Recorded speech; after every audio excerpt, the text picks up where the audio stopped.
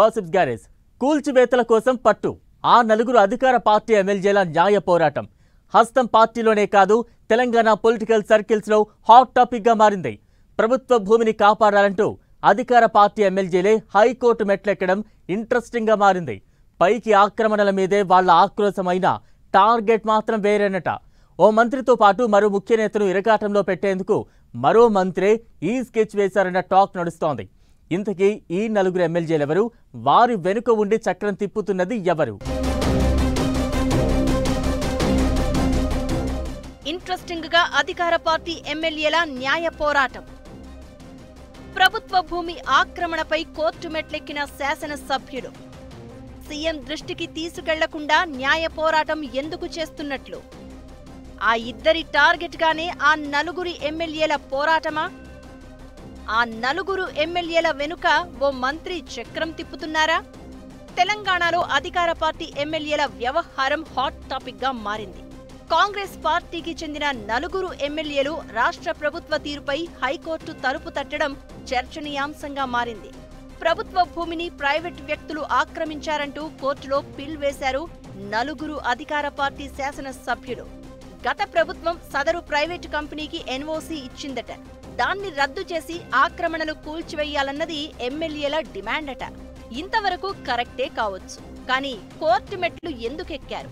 పురపాలక శాఖ మంత్రిగా కూడా ఉన్న సీఎం దృష్టికి తీసుకెళ్లి ఆక్రమణ కథేంటో తేల్చొచ్చు కదా అంటే ఎమ్మెల్యేలు చెప్పే సమాధానం గత ప్రభుత్వం నిర్ణయం కాబట్టి పిటిషన్ వేశామని చెప్పుకొచ్చారు.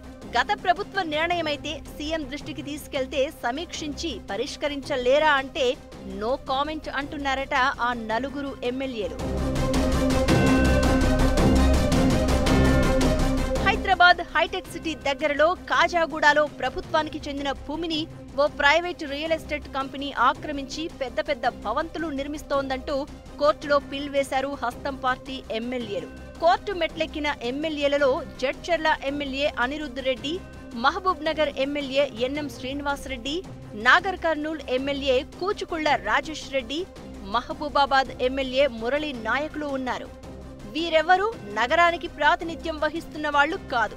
అయితే ఈ అధికార పార్టీ ఎమ్మెల్యేలు కోర్టు మెట్లు ఎక్కడంపై పొలిటికల్ సర్కిల్లో హాట్ టాపిక్ గా మారింది. ఏ ఇద్దరు నేతలు కలిసినా అధికార పార్టీ ఎమ్మెల్యేలు ఎందుకిలా చేశారంటూ ఆరా తీస్తున్నారు. పవర్లో ఉన్న ఎమ్మెల్యేలు కాబట్టి సమస్యను సీఎం దృష్టికి నేరుగా తీసుకెళ్లి పరిష్కరించుకోవచ్చు. అయినా వీరెందుకు ఇలా కోర్టు మెట్లు ఎక్కారనేది డిస్కషన్ పాయింట్ గా మారింది. అయితే దీని వెనుక కాంగ్రెస్ గ్రూప్ పాలిటిక్స్ ఉన్నాయనే చర్చ జోరుగా సాగుతోంది.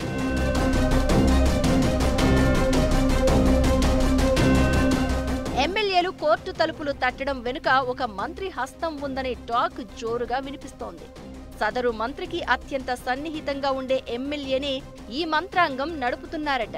ఈ వ్యవహారంలో రెవెన్యూ శాఖను పర్యవేక్షిస్తున్న పొంగులేటితో పాటు మున్సిపల్ శాఖను పర్యవేక్షిస్తున్న సీఎంను టార్గెట్ చేశారా అనే అనుమానాలు వ్యక్తమవుతున్నాయి.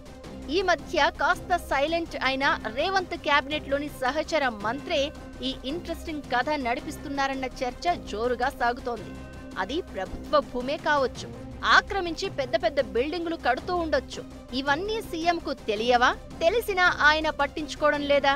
అందుకే ఎమ్మెల్యేలు కోర్టుకెళ్లారా అంటే తెర వెనుక కథ వేరే ఉందన్న టాక్ అయితే వినిపిస్తోంది. ఈ వ్యవహారం ఇప్పటికే హైకోర్టులో ఉండడంతో ఎటువైపు దారి తీస్తుందనేది ఇంట్రెస్టింగ్ గా మారింది.